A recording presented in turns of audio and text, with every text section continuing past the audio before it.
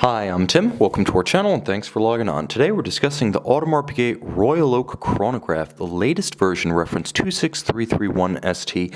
It's the birthday boy, the 20th anniversary SIHH 2017 debut. You can see it and you can buy it on our website. Subscribe to our YouTube channel if you enjoy these videos, and please click on the card in the upper right hand corner of the screen at any time during this video to see our full sales listing for this watch with additional accessories included in the sale, high resolution images for your desktop, and naturally complete pricing details for this and our entire collection of Audemars Piguet inventory. Now on my wrist, it wears the same dimensions as its predecessor. Since 2012, the Royal Oak Chronograph has been a 41mm case that nicely bridges the gap between the traditional 39mm ultra-thin jumbo and the 42mm Royal Oak Offshore. So bigger than the original, but smaller than a Royal Oak Offshore and considerably thinner. This watch has the requisite elegance, but it also has impressive wrist presence. 41mm across the broad of the case, that's from 9 to 3, not inclusive of crown guard, or chronograph pusher.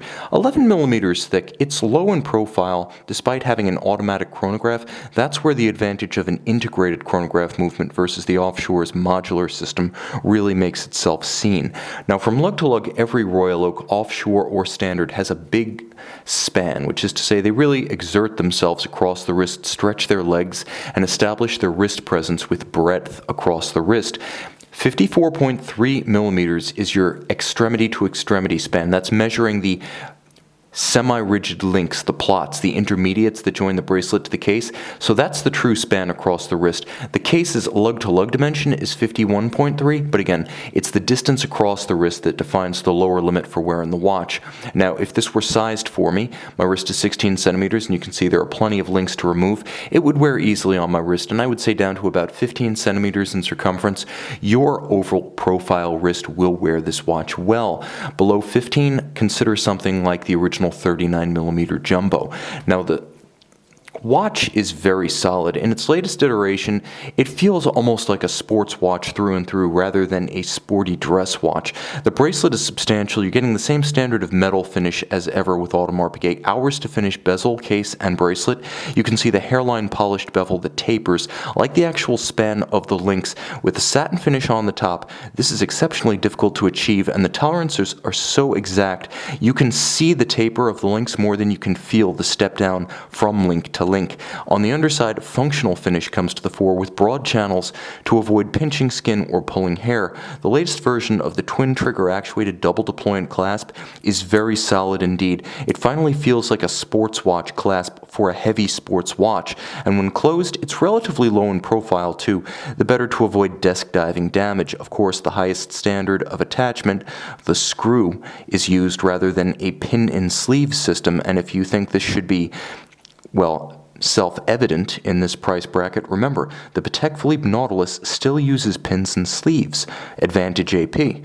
Alright, moving back to the watch itself, you can see the case is substantial but slim. There's a polished hairline bevel that spans the entire case band, but it flares on the lug hoods as well as the portion of the lug top adjacent to the lug hoods. You'll also note that there's a satin finish on the tops, satin finish on the flank, and the character line of the bezel continues seamlessly into the flank of the case and the case back. Beautifully aligned, immaculately finished.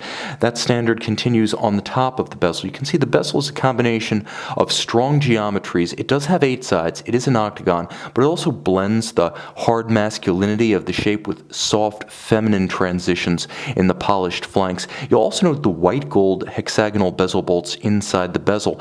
They're polished, the bezel top is satin finished, and they are always white gold on the Royal Oaks unless they are colored gold, but never steel. Steel is reserved for the Offshore. Here we have precious metal within steel. The dial has been changed for 2017, the principal alteration being the staggering of the sub-register sizes, with the hour counter and the minute counter of the chronograph being enlarged, and the constant seconds dial at 6 o'clock being minimized. You'll also note there's been a slight shift in the date window, which used to be more or less equidistant between 4 and 5, now closer to the 5. Small changes to the marquee, small changes to the hands, small changes to the counterweight of the seconds hand, as well as the indices. But for the most part, this is the tapisserie dial that we've come to know and love.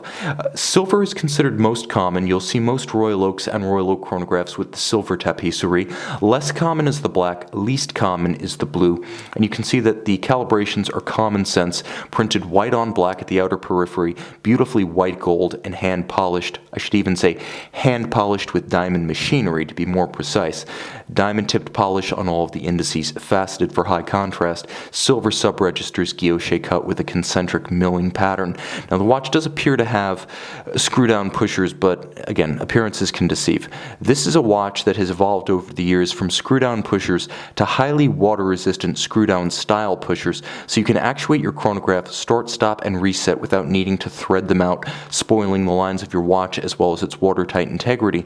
Turn the watch over, you still can't see the caliber, but this is Audemars Piguet's caliber 2385. It is a Frédéric Piguet 1185. So automatic winding unidirectional for higher efficiency, 40-hour runtime between full windings. It features a quick set for the date. It does not have hacking functionality. What it does have is a column wheel vertical clutch tandem such that you feel and you hear the chronograph as you actuate it. It has a positive action to it like a rifle bolt. That's the advantage of the column wheel.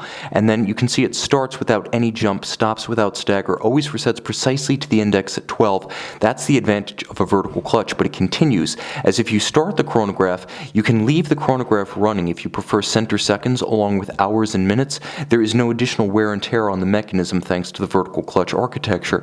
Finally, we do have a screw down crown at center and 50 meters water resistant, so the watch is suitable for swimming or bathing on the surface, but if you want to go offshore and below the waves, you're going to want to truly go offshore with the Royal Oak offshore chronograph or diver. You can see this Audemars Piguet Royal Oak chronograph reference 26331ST, the latest 20th anniversary dial, and purchase it on our website.